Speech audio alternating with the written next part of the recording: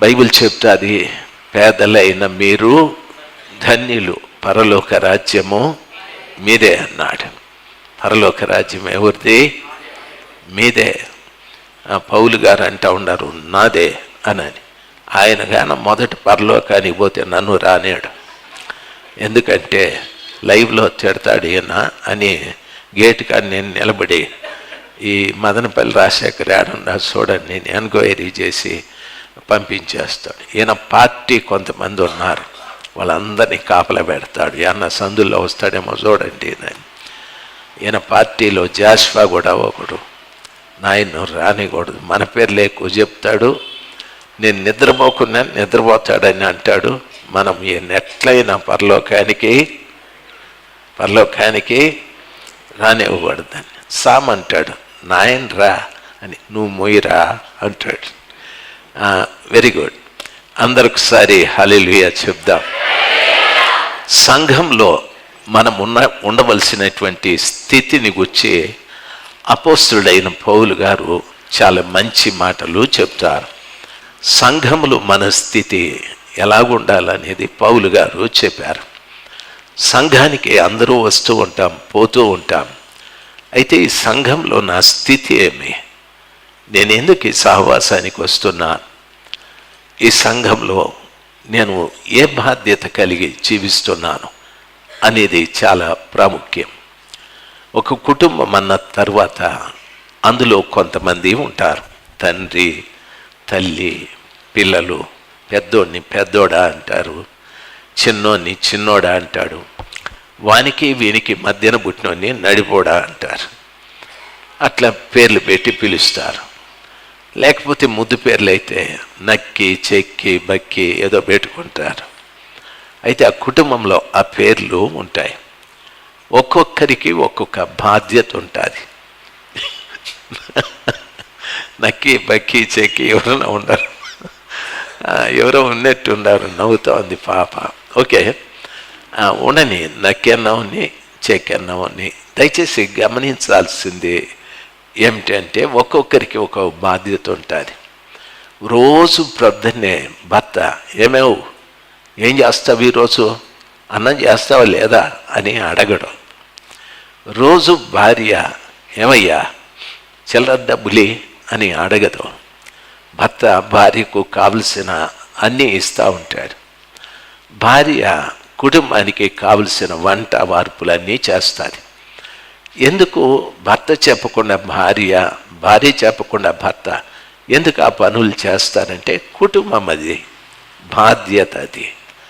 ఒకవేళ ఏదైనా లేని పక్షాన ఏదైనా అవసరమైతే, తనకు కానీ తన పిల్లలకు అవసరమైతే భర్తతో భార్య మాట్లాడుతుంది, ఏమండి పెద్దోడికి ట్యూషన్కి వెళ్తాడు, ఫీజు కట్టాల, ఏమండి చిన్నోనికి ఫలానా నోట్స్ లేదు, ఏమండి బక్కోడికి నోట్స్ లేదు, ఏదో చెప్తాది. అమ్మ చెప్తే వాళ్ళ నాయన లేలే వచ్చే వారం ఇద్దాంలే అనడు. అది ఎంత అవసరమో ఆ తండ్రికి తెలుసు కాబట్టి వెంటనే భార్య చేతికి ఇచ్చి కొనివు అంటాడు, లేకపోతే నేను తెస్తానంటాడు. ఆ రీతిగా బాధ్యతలు కలిగి కుటుంబంలో జీవిస్తూ ఉంటారు. అదే కుటుంబంలో వారు కూడా కొంతమంది ఉంటారు. బాధ్యత లేనివాడు చేసే పని ఏమిటంటే వాని ఇష్టం వచ్చినట్టు తిరుగుతూ ఉంటాడు. పోతాడు, హోటల్లో తింటాడు, బిర్యానీ తింటాడు, కుష్కా తింటాడు, కోడిగుడ్డు తింటాడు, మసాలా ఎక్కువైపోయి పొట్ట బరువు అయిపోయింది, పుల్ల తెంపులు వస్తున్నాయి, హజ్మల్లో కావాలా, ఏదో ఇట్లా చెప్పుకుంటూ ఉంటాడు. దయచేసి గమనించాలి, బాధ్యత లేని భర్త చేసే రెండవ పని ఏమిటంటే తనకున్న చిన్న డబ్బులో పెద్ద డబ్బులో ఏ తాగుడుకో చోదానికో పనికిరాని దానికో ఖర్చు చేసుకుంటూ ఉంటాడు. ఇంట్లో భార్య ఉందని పిల్లలు ఉన్నారని బాధ్యత లేదు. అదే రీతిగా బాధ్యత లేని భార్య ఏం చేస్తుందంటే ప్రతి చిన్నదానికి పెద్దదానికి అమ్మకు ఫోన్ చేస్తూ ఉంటుంది. పుట్టింటికి ఫోన్ చేసి నన్ను తిట్టినాడు అని అంటుంది. ఎందుకు తిట్టినాడని ఆ పిచ్చిది అడగదు. తిట్టినాడా నిన్ను అని రెచ్చిపోయి తిడితే నువ్వు తిట్టు అంటుంది. అమ్మలు బాగా వినాలి. ఒక వ్యక్తికి మీ బిడ్డని ఇచ్చిన తరువాత ఆ బిడ్డ వాని సొంతం. ఒకవేళ వాళ్ళ మధ్యన ఏదన్నా తేడాలు వస్తే అరుచుకున్నా, కొట్టుకున్నా, తిట్టుకున్నా అత్త అంటే ఆ బిడ్డని ఇచ్చిన తల్లి కానీ తండ్రి కానీ సముదాయించాలి. అమ్మా ఓర్చుకో, నీ భర్తే కదా తిట్టింది, నీ భర్తే కదా కొట్టింది, పరాయుడు పక్కింటోడు ఏమన్నా కొట్టినాడా? లేదు కదా అని ఎందుకు కొట్టుంటాడని ఆలోచించాలి, ఎందుకు తిట్టాడని ఆలోచించాలి. అది ఆ తల్లి బాధ్యత. కూతురు కూడా అనవసరంగా చిన్నది పెద్దది అమ్మింటికి చెప్పద్దు. చెప్తే మీరు బాధ్యత లేనివారు, మీ కుటుంబాన్ని మీరే పాడు చేసుకుంటారు. కొంతమంది బాధ్యత లేని ఆడబిడ్డలు చేసే రెండవ పని, భర్త ఇచ్చిన సొమ్ముని ఖచ్చితంగా ఫలానా దానికి ఖర్చు పెట్టు అంటే పెట్టదు, దాంట్లో కటింగ్ చేస్తుంది. కటింగ్ అంటే తెలిసిన రూపాయి ఖర్చు పెట్టాల్సింది ₹1 పెట్టి ₹1 జోబులోకి వేసుకుంది. జోబి ఉండదులే వాళ్ళకి, ఏ డబ్బాలోనే వేసుకుంటారు. కటింగ్ మాస్టర్లు అంటారు వాళ్ళని. బాధ్యత లేని వారు. భర్త ఇచ్చిన సొమ్ము దేనికి ఉపయోగించమంటాడో దానికి ఖచ్చితంగా ఉపయోగిస్తే బాధ్యత కలిగిన భార్యవి నీవు. చెడు అలవాట్లకు గురి కాకుండా కుటుంబాన్ని చక్కగా పోషించే తండ్రి, బాధ్యత కలిగిన తండ్రి. పిల్లలు కూడా అంతే. ప్రతి బిడ్డ కూడా తమ తండ్రి తల్లి కష్టాన్ని చూడాలి. దుబారాగా అడగకూడదు. డాడీ ₹1000 కావాలి అని. వాళ్ళ నాయన అంటాడు, ఎందుకు అనని. కారణాలు చెప్పాలన్నా నీకు, ఇస్తావా ఇవా అంటే వాళ్ళ నాయన కాదురా ఎందుకో చెప్పు నాని, నాకు అవసరం అంతే. ఈరోజు మా ఫ్రెండ్స్తో పాటు మేము పిక్నిక్కి పోతామంటాడు. వాడు పిక్నిక్కి పోతాడో పిట్ ప్యాకెట్ కొడతాడో మనకు తెలియదు. ఇచ్చే ₹1000 ఎంత కష్టంతో సంపాదించినాడో తండ్రి తెలుసుకోవాలి. ఎంత కష్టపడ్డాడో 1000 కోసం 100 కోసం తెలుసుకోవాలి. ప్రతి ఆడబిడ్డ, ప్రతి మగబిడ్డ కుటుంబంలో బాధ్యత అనేది చాలా ముఖ్యం. మా తండ్రి దగ్గర నేను ₹1000 తీసుకుంటున్నా, ఈ 1000 ఆయన ఎట్లా సంపాదించి ఉంటాడు, ఎన్ని రాత్రులు నిద్ర మేలుకో ఉంటాడు, ఎన్ని పగళ్ళు ఏమేమి పని చేసి ఈ డబ్బు సంపాదించి ఉంటాడు అనే బాధ్యత చాలా ముఖ్యం.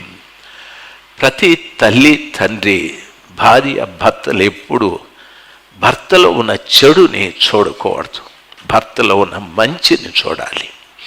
ఎందుకంటే ప్రతి వారు మనుషులే, ఎవరు దేవుళ్ళు కాదు. భర్తలో ఉన్న మంచిని భర్త భార్య చూడాలి. ప్రతి కుటుంబంలో కూడా భార్యలో ఉన్న మంచిని భర్త చూడాలి. ఆమెం దేవుడు కాదు, దేవత కూడా కాదు. మీ భార్యకు రెక్కలు లేవు. మీ భార్య ఒక తల్లి కడుపున పుట్టిన బిడ్డ. మనుషులు మానవ నైజం ఉంటుంది కాబట్టి వారిలో ఉన్న మంచిని చూడాలి, మంచి మాట్లాడాలి. పిల్లలు కూడా తల్లిదండ్రుల అవలక్షణాలు మాట్లాడకూడదు. తల్లిదండ్రుల యొక్క మంచిని చూడాలి, మంచి నేర్చుకోవాలి.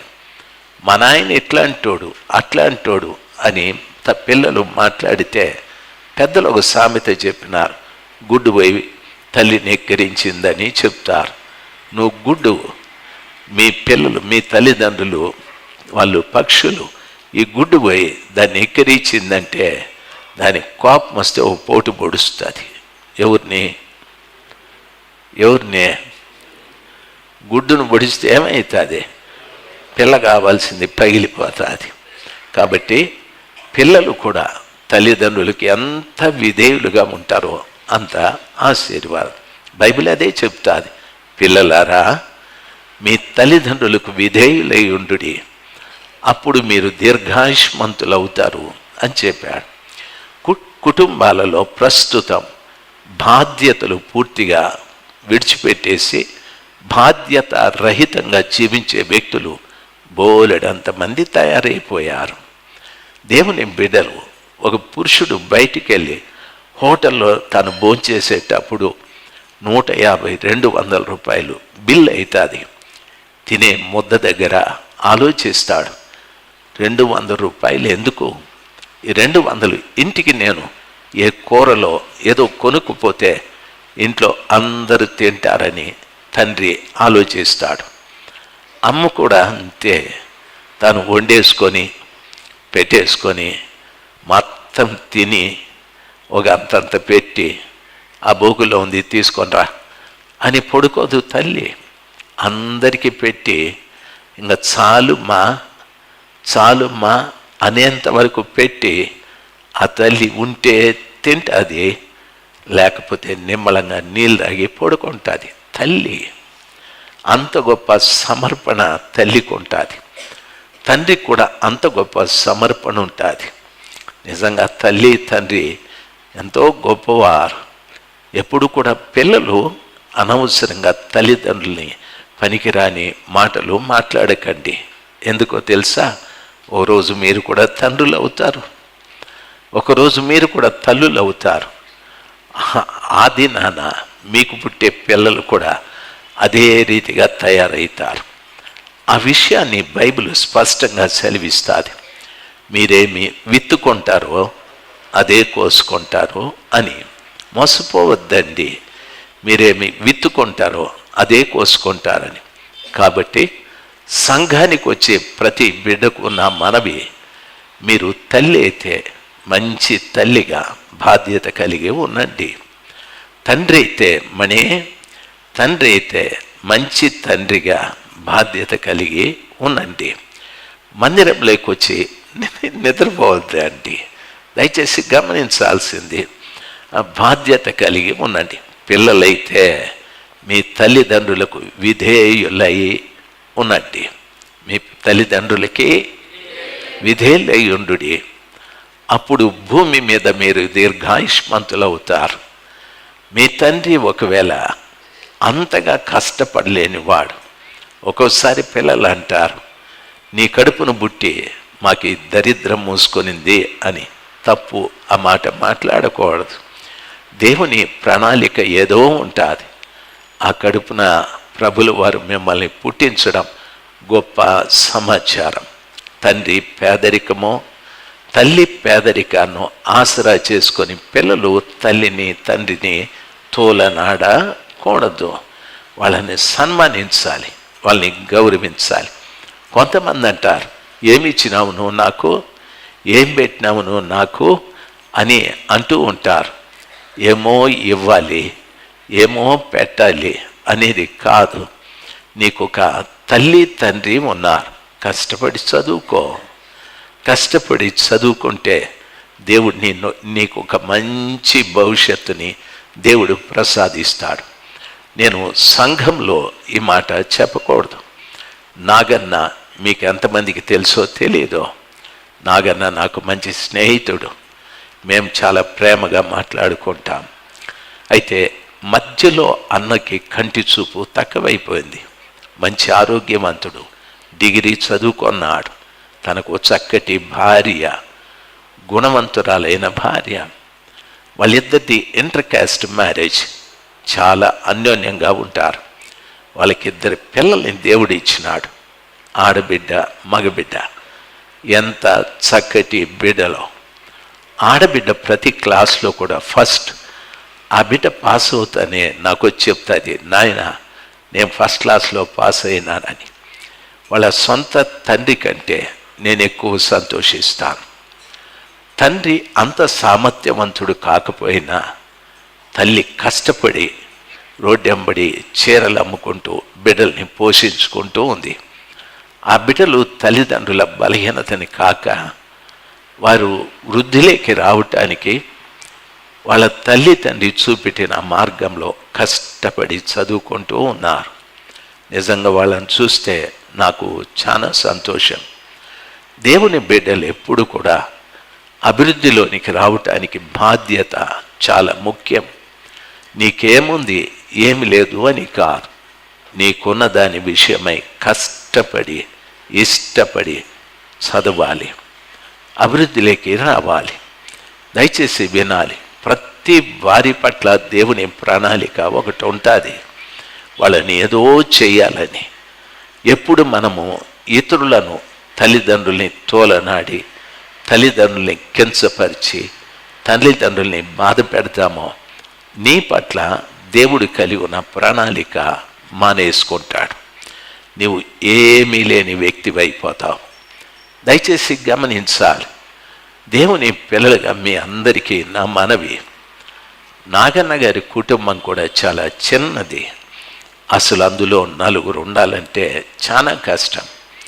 ఒకసారి మా కొడుకుతో నేను మాట్లాడాను, ప్రశాంత్తో. వాళ్ళ ఇల్లు చాలా కష్టంగా ఉంది నాయన, మాకు బైబిల్ స్కూల్ దగ్గర ఒక ఇల్లు ఉంది. నేను చెప్పినాను, నాగన్న మీ ఇల్లు మాకు ఇచ్చేయి, మా ఇల్లు నీకు ఇచ్చేస్తాము. ఎలా అంటే బిడ్డలు ఎదిగినారు, అందరూ ఒక గదిలో పడుకోవాలంటే కష్టం అని చెప్తే, చూస్తానైనా దానికి ఏదో రిపేర్ జరుగుతూ ఉంది, రిపేర్ అయి నాకు ఇస్తానని. అయితే మాట్లాడలేదు. అంటే తాను ఎంత నిస్వార్థపరుడో, ఏదో ఉచితంగా వస్తుంది అని ఆశించలేరు. తనకున్న దాంట్లోనే తాను, తన భార్య, తన పిల్లలు సర్దుకుపోయే మంచి మనసు దేవుడు వారికి ఇచ్చాడు. నేను ఆ ఇంటిని ఇచ్చేస్తానంటే మా కొడుకు ఎందుకు అని అడగలేరు. నాకున్న ఒక గొప్ప భాగ్యం ఏమిటంటే, మా ఇంట్లో నేను ఏది చెప్పినా అందరూ దానికి సహకరిస్తారు. అది నేను చేసుకున్న గొప్ప భాగ్యం. ఎందుకు ఏమి అని ఎదురు మాట్లాడే పిల్లలు కానీ భార్య కానీ నాకు లేరు. దేవుడు చాలా కనికరించినాడు. అందుకే దేవుని పరిచర్య ఇంతవరకు ముందుకు జరగటానికి ప్రభువు సహాయం చేశాడు.